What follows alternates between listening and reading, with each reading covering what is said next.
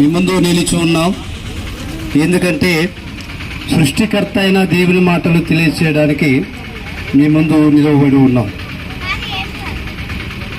ఏమిటి సృష్టికర్త అంటే? మనుషులను సృజించిన వాడు, సర్వ ప్రపంచాన్ని సృజించినటువంటి సృష్టికర్త అయిన దేవుని మాటలు మీ ముందు ప్రకటించబడుతూ ఉన్నాయి.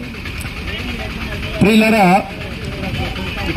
దేవుడు లోకమును ఎంతో ప్రేమించనని బైబిల్ గ్రంథంలో రాయబడి ఉన్నది. ఎంతో ప్రేమించాడు దేవుడు. దేవుని ప్రేమకి హద్దులు లేవు, టార్గెట్ లేదు, కొలతలు లేవు. కొలతలు లేని ప్రేమతో దేవుడు మనుషులమైన మనల్ని ప్రేమించాడు. అందుకే ఆయన మనల్ని ప్రేమించిన దేవుడు కనుక మనుషులందరి నిమిత్తము ఆయన గొప్ప శిలువ కార్యాన్ని నిర్వహించాడు భూమి మీద. ఏమిటా శిలువ కార్యము ఎప్పుడు జరిగిందంటే 2023 సంవత్సరం క్రితం ఈ లోకంలో దేవాది దేవుడు మనుషుడిగా పుట్టి మ్రాని మీద వ్రేలాడినాడు శిలువ మీద. అది ఆయన చేసిన పుణ్యకార్యం. ఆయన చేసిన పుణ్యకార్యం వలన పాపాత్ములందరికీ పాపక్షమాపణ సిద్ధపరచబడింది. ఆయన చేసిన పుణ్యకార్యం ద్వారా ప్రతి పాపి పాపం నుండి, శాపం నుంచి విడుదల పొందడానికి అవకాశం దొరికింది. విడుదల పొందడానికి మార్గము ఏర్పాటైంది. ఆ మార్గము యేసుక్రీస్తు ప్రభు. ఆ మార్గము యేసుక్రీస్తు ప్రభు. అందుకే ప్రభు అన్నాడు, నేనే మార్గమును, సత్యమును, జీవమునై ఉన్నాను, నా ద్వారా తప్ప ఎవరు పరలోకానికి రారు అన్నాడు. ప్రియులారా, ఒక మనుషుడు పాపం నుంచి విడుదల పొంది పరలోకం వెళ్ళాలంటే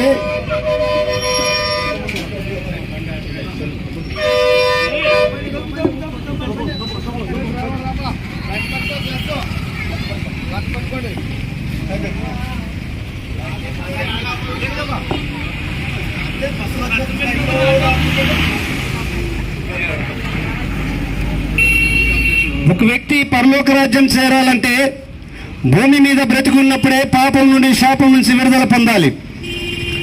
మరి పాపం నుండి, శాపం నుంచి విడుదల ఎలా పొందుతాడు అంటే, ఆ పాప శాపాల నుంచి విడుదల నీకు నీవే లేక నాకు నేనే, మనకు మనమే ఎవరము పొందలేం. మరి ఎవరు ఆ పాప శాపాల నుంచి మనం విడుదల చేస్తారు అంటే, దేవాది దేవునికి ఒక్కరికి అది సాధ్యం. ఆ దేవాది దేవుడు పాపశాపం నుంచి విడుదల చేయడం కొరకే ఈ భూమి మీదకి దిగి వచ్చినాడు. ఆయన చనిపోయి సమాధి చేయబడి తిరిగి లేచాడు. ప్రియులరా, అనేకులు చనిపోయి సమాధిలో ఉండిపోయినారు, ఎవరు బయటికి రాలేదు.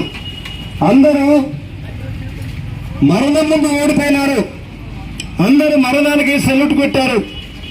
కానీ యేసుక్రీస్తు ప్రభు మరణమును మృంగివేశాడు. యేసుక్రీస్తు ప్రభు సమాధిని ఓడించినాడు, మరణాన్ని ఓడించి జయం పొందినాడని గ్రంథం సెలవిస్తా ఉంది. ఆయన మరణముతో ఛాలెంజ్ చేశారు. ఎలా అంటే, ఓ మరణమా నీ ముళ్ళెక్కడా, ఓ మరణమా నీ విజయం ఎక్కడ అన్నప్పుడు మరణము గడగడలాడుతూ వచ్చి చిత్తం ప్రభు అని ఆయన ముందు సెల్లుటు కొట్టి మరణం యేసుక్రీస్తు ముందు ఓడిపోయింది. మరణం ముందు అందరూ ఓడిపోవాల్సిందే. మరణం అందరినీ మింగివేస్తుంది. కానీ యేసుక్రీస్తు ముందు మరణం ఓడిపోయింది. యేసుక్రీస్తు ప్రభు మరణాన్ని మింగివేశాడు. మనకు మరణం లేకుండా చేస్తాడంటే ఈ లోకపు మరణం కాదు. ఈ లోకములో పాపం చేసిన వాడు మరణిస్తాడు, పాపం చేయని వాడు కూడా మరణిస్తాడు. ఈ లోకములో పాపాత్ముడు మరణిస్తాడు, పుణ్యాత్ముడు కూడా మరణిస్తాడు. అయితే మరి ఇక్కడ చెబుతున్న మరణం ఏంటంటే, అది ఆత్మీయమైన మరణం, అది నరకము అని బైబిల్ గ్రంథం సెలవిస్తూ ఉంది. మనుషుడు చనిపోయిన తర్వాత పైనకి, తన ఆత్మ పైనకి వెళ్ళినప్పుడు 2 స్థలాలు ఉంటాయి అక్కడ. ఒకటి పరలోకము అనగా మోక్షము, రెండోది నరకము. మోక్షానికి వెళ్ళేవారు పరిశుద్ధులుగా మార్చబడినవారు, నరకానికి వెళ్ళేవారు ఇష్టానుసారంగా జీవించి సృష్టికర్తను మర్చిపోయి సృష్టిని ఆరాధిస్తూ బ్రతికినటువంటి వారు నరకానికి వెళ్తారు అని గ్రంథం సెలవిస్తూ ఉంది. కాబట్టి ప్రియ సోదరి సోదరా, అయ్యా అమ్మాయి మధ్యాహ్న కాలంలో వింటున్న నిన్ను మనల్ని ప్రేమించే దేవుడు మీ దగ్గరికి ఈ వార్తను తీసుకొని వచ్చినారు. ఈ వార్తను మీ దగ్గర తీసుకురామని మమ్మల్ని బలవంతం చేసి అంటే ప్రేరేపించి మీ దగ్గరికి నడిపించినాడు. అందుకే ప్రకటిస్తున్నాం, యేసుక్రీస్తు నామములో విశ్వాసం ఉంచితే యేసుక్రీస్తు ప్రేమను పొందుకుంటాం. ఆయన ప్రేమ చెప్పాను కదా, అవధులు లేని ప్రేమ, అద్దులు లేని ప్రేమ. ఆయన ప్రేమ కొలతలు లేని ప్రేమ. ఎంత ప్రేమించాడంటే ఒక తల్లి తన కుమారుణ్ణి తొట్టిలో పండబెట్టి నీటికని వెళ్ళింది. అయితే ఆ తల్లి వచ్చేలోపు ఆ ఇల్లు అంటుకున్నది. కుమారుడు కాలిపోతున్న లోపల ఆ ఊరంతా గుమ్మికున్నారు, సానుభూతి ప్రకటిస్తున్నారు. అయ్యో పాపము, బాబా ఇంట్లో ఉన్నాడు, కాలిపోతున్నాడని సానుభూతి ప్రకటిస్తున్నారు. కానీ ఎవరు త్యాగం చేసి రక్షించలేకపోతున్నారు. తల్లి చూసింది, నా ఇంట్లో నుండి మంటలు వస్తున్నాయి, మంటలు పొగలు వస్తున్నాయని చూసి ఆ కడవ కిందేసి పరిగెత్తుకొని వచ్చి వెంటనే లోపలికి వెళ్ళి తన కుమారుణ్ణి రక్షించుకోవడానికి తన కుమారుని తీసుకొని తిరిగి వచ్చేటప్పుడు ఆ ఇంటి దూలము కాలి కిందికి పడబోతుంది. ఆ దూలాన్ని చూసి, అయ్యో ఈ దూలము గనక మీద పడితే నేను నా కుమారుడు ఇద్దరము చనిపోతాము, కాబట్టి నేను చనిపోయిన పర్వాలేదు, నా కుమారుడు బ్రతకాలని చెప్పి కుమారుణ్ణి బయటికి మందిలోనికి విసిరేసి ఆమె దూలం కింద పడి చనిపోయింది. అలాగే దేవుడు నన్ను బ్రతికించడానికి ఆయన మరణించినాడు శిలువ మీద. కాబట్టి శిలువ మీద మరణించి తిరిగి లేచిన యేసుక్రీస్తు ప్రభువుని నమ్మితే మనం మోక్షానికి వెళ్తాం. అందుకే యేసు ప్రభువుని నమ్మడానికి ఏం చేయాల్సిన పనిలా, ప్రభు నేను పాపిని నన్ను క్షమించమని చెబితే చాలు, ఏ పాపం అయితే చేస్తావు దాన్ని వదిలిపెడితే చాలు, ఆయన నిన్ను క్షమిస్తాడు, పరలోకం చేరుస్తాడు. కాబట్టి రండి, యేసుక్రీస్తునందు విశ్వాసం ఉంచండి, పాప శాపాల నుంచి విడుదల పొంది పరలోకం చేరండి.